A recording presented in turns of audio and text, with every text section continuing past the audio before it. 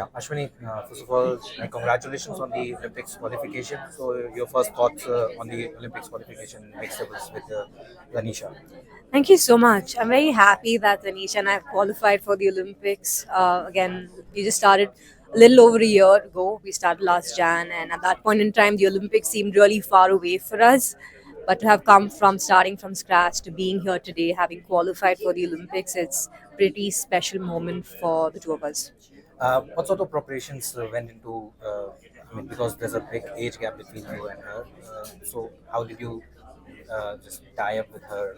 And because earlier you were also doing, the partners were like ready. Siki was there. Yes. Siki, even then there was a big age gap between you. Yes, I think the age gap's only going to be there. But having said that, Tanisha is an up and coming youngster. She's very energetic, and her game style complements my game style, which is one of the reasons why the two of us work well together. She's explosive at the net. I am a hard hitter from the back of the court, and together we combine really well. But having said that, we still are a relatively new pair, and we have a lot to work on, and there's no end to working and getting better different areas because last year we were playing smaller tournaments. This year we're playing bigger tournaments. The competition is higher and it's definitely tougher. So we accordingly have to get better and keep working. How would you rate your performance in this year so far and going into the tournament? Because it gets very important to peak at the right time in a Correct. competition like an Olympics. Correct. I'd say we started the year off well, having reached the quarters of the Malaysia Super 1000. That was a big boost for us because we beat a Japanese pair in the second round, which was an important win for us. It definitely gave us a lot of confidence. But having said that, we are playing bigger tournaments this year than we did last year because last year we played a lot of small tournaments. We played challenges and 100s. We never got entries into a Super 1000. So the competition is higher. Our game needs to get better and stronger. So we kind of also know where we stand and how much we need to work now going into the Olympics, having played these bigger tournaments the last couple of months.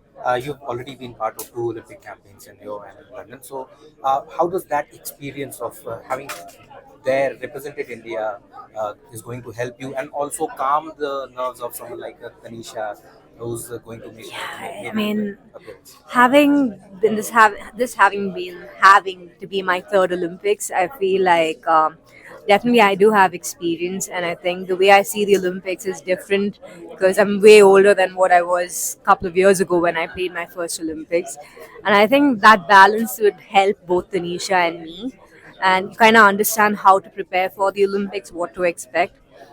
And like you rightly said, I mean, it's so important to peak at the right time, and I hope that we train really well. We will be looking forward to training really well and working towards putting on a good performance at the Olympics. Uh, Badminton is one of the most sought after sports in India when it comes to Olympics because it has been giving us medals right from 2022. Uh, does that put an extra pressure on the Indian badminton players or shuttlers? I think it would. It would, especially because, I mean, right now there are a lot of eyes on Indian players because they've done really well. Satvik and Chirag are world number one. They've won a lot of tournaments this year. They've had a fantastic start of the year. So there is going to be a lot of eyes on them, a lot of pressure. Sindhu going into her third Olympics, having won two medals at the last two Olympics. There's also that pressure for her to go and perform again. But we are all world class players. Satvik and Chirag, the number one, and it's not easy being there. So they do know what it takes to be there. They do know how to handle pressure, and they have dealt with very like the highest of levels of badminton pressure. So I'm sure they will have pressure, but at the same time, they are. I would say they are ready to like take it on and do well.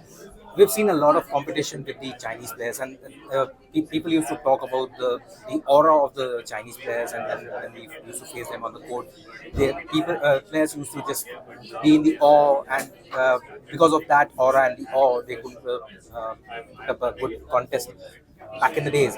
But do you think that that perception has changed a Most lot? definitely, most definitely. I think with since Sayana's time, the perceptions changed because she's been in a lot of Chinese players. So has Sindhu. So have the likes of Pranoy, Shrikant, Satvik, Chirag. So a lot of them have come up. Indian badminton players have come up and beaten the Chinese players. So it's no longer China as like a badminton nation. India is also getting strong as a badminton nation, and the players are also proving to be really tough for the Chinese players. So yeah, it's not the same anymore. Uh, what are your preparations? Any particular thing that you are working on, going to work on before Paris? Yeah, there will be a lot that Tanisha and I would have to work on because, like I said, last year we were playing a lot more smaller tournaments. This year we've graduated to playing bigger tournaments.